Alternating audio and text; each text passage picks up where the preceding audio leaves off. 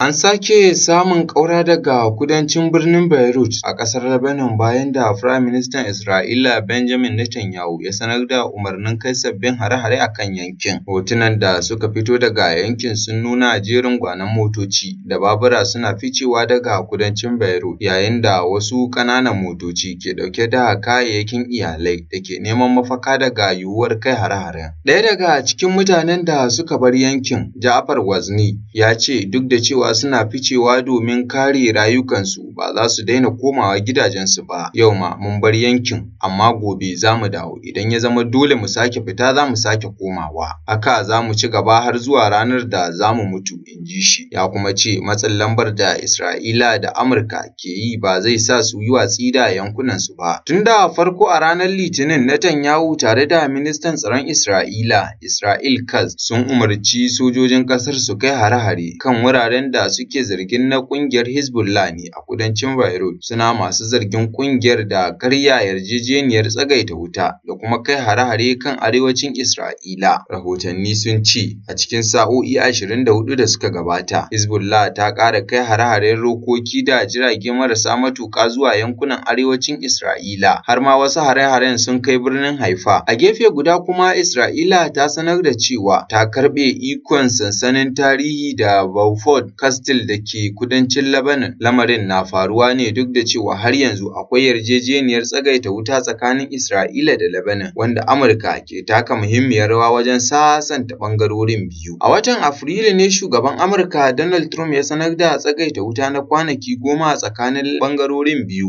wanda daga baya aka sauya shi sakamakon tattaunawar da ake yi. Sai dai duk da yarjejeniyar, sojojin Isra'ila sun kafa abin da suka kira da Yellow Line a kudancin Lebanon, inda suka hana mazauna yankunan komawa gidajensu a wuraren da suke ƙarƙashin ikonsu. Isra'ila ta kuma bayyana aniyarta na samar da wani yankin tsaro a cikin ƙasar Lebanon daga kan iyaka zuwa kogin Litani, wanda ya kai kusan kashi 10 cikin 100 na faɗin ƙasar, matakin da ke ci gaba da tayar da hankali a yankin. Ƙarshen rahoton kenan.